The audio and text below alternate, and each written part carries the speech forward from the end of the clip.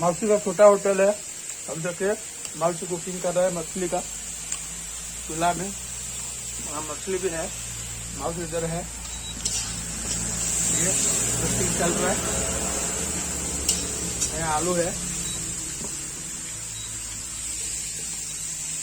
आज मछली करी तो जबरदस्त बनेगा।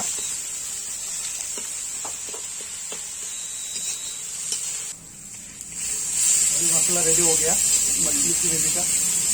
अब इसमें जल डालेगा ना अभी? हाँ, जल दे दिया है। मछली डाल दिया। अभी मछली करी बन के रेडी हो गया है।